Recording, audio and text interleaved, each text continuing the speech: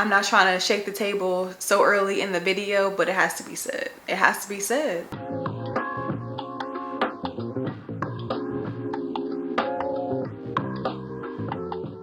Hi, welcome back to my channel. It's your Holistic Honey, and today we are talking about intentional eating. So I am currently taking a class, and I'm going to be taking multiple classes this year. So what I learned, we learned. This is a community. I want us to grow and do better together. So we are talking about intentional eating. You know, I have my glasses on today. I'm very studious. I have my notebook right here. So first, let's look up the definition of intentional eating. 2 hours later. Let's see what Miss Google says. Intentional eating starts with outlining the values you hold around food. Also, intentional eating starts with being mindful and aware of what you care about with food when you're hungry and when you're not. While not the goal, intentional eating can lead people to eat more healthfully and potentially lose weight. More importantly, it doesn't limit the intake of certain foods and can lessen some of the stress that restrictions inevitably brings. I would hope that watching this channel, you are trying to align yourself with more healthy approaches to your food and lifestyle. So we are going to get into intentional eating 101. So like I said before, you have to align your values with your eating. So figure out your values surrounding food, health, environment, social justice, pleasure, sustainability, community, convenience, animal welfare, accessibility, comfort, etc. What are your values surrounding food, health, your wellness, your lifestyle, all those things? Probably one of the things that we really need to wake up on, as just more research and more data is coming out about just the different foods that are given to us. Don't eat in ignorance. Beware of what you are consuming and inform your choices with knowledge. The products that we see in stores are marketed in a certain way for us to actually buy it, not for the actual health benefits to us and for us. The girls don't care about our health. I'ma just they don't, okay?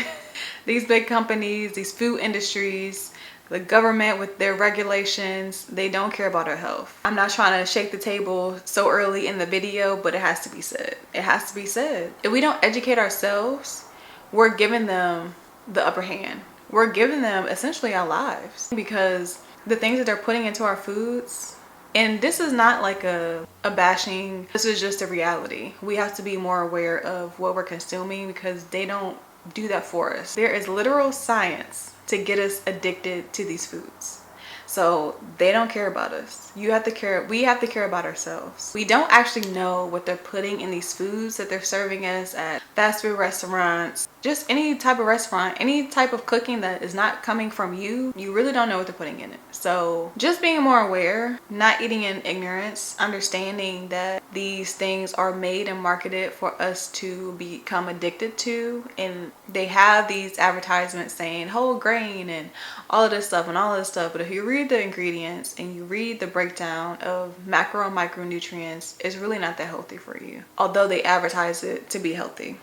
That's a whole nother video and topic. So going into that, we also need to make informed choices about what we eat by understanding the systems that produce our foods. That goes back to not eating in ignorance. Do the research on foods, especially processed foods, on the chemicals that they are pumping into these products. Don't be oblivious to what's going on in the food world. And if you choose to be oblivious, you are actually eating on a set of values. They just aren't yours. So would you rather have control over your eating and health lifestyle, or would you rather be controlled? Because if you go at any supermarket across America, it's going to have a similar layout. There's a reason why. There's a reason why. All of these things seem small, but stacking them up, it's all about control and it's all about capitalism. So this is not to minimize anyone's situation. This is not to make you feel hopeless. This is just to inform. And you can do your further research, and you can begin to question or not. But you have this information, do with it what you will. I'm not about fear mongering at all. I'm just about being informed. And this is real. This is real. Going into not fear mongering and not feeling hopeless and all these things. Plant seeds of change on the way that you see food in your health. You don't have to make 20 changes cold turkey, because trust me, I didn't. I tried, I failed, and I decided to take it step by step. Put one foot in front of the other. That's all you can do. That's all you can do, especially if you have limited income, which I know a lot of people, a lot of us are in that situation right now, you know, still recovering from the effects of the shutdown, the pandemic, all this stuff, still trying to get our lives back together, piece our lives back together, figure things out. I understand 100%. And so instead of putting all that pressure on myself, I decided to just take things slow. Take one thing at a time. One thing at a time. That's all I can handle. You know, there was a time where I took a break from working out so I can focus on my nutrition. And now that I feel like I have a better handle on that, I'm starting to be in the gym again. One step at a time.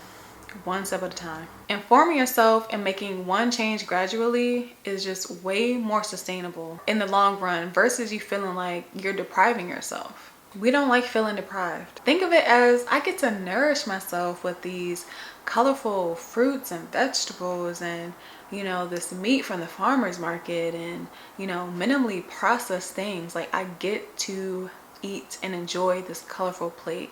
I get to prepare this meal for myself. I know how I like my stuff seasoned. I can season it perfectly because I'm preparing it. I don't have to send nothing back to the kitchen. I am the kitchen. I get to control what I'm consuming. Yes, it's a little time consuming, but make an event out of it. You know, pour yourself a glass of something, whether it's a shot of juice, whether it's a no sulfite wine, whether it's a glass of water in a fancy cup.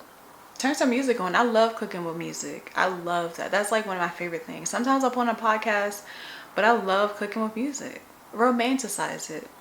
You know, that word it's a buzzword right now, but in the case of something that, especially if you don't necessarily want to do it starting out, romanticize it. And then you're going to start enjoying it. You're going to start craving that time.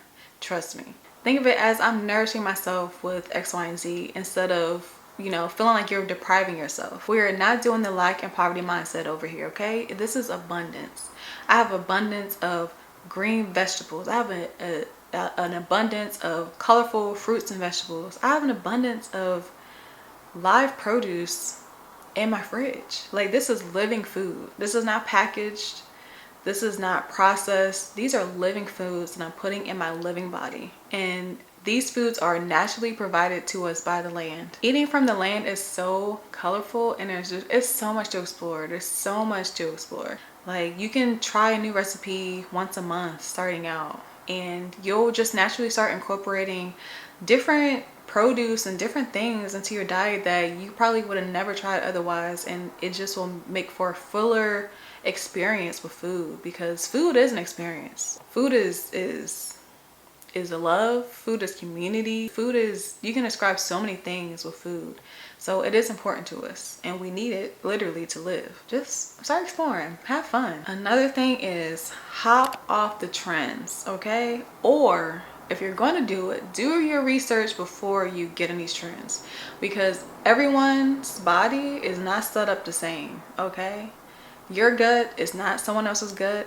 Your microbiome and all that is not someone else's microbiome. Your composition, your body composition is not somebody else's body composition. You know, like, your culture and the foods of your people is not that other person. So some things can make other people inflamed and some people can be good.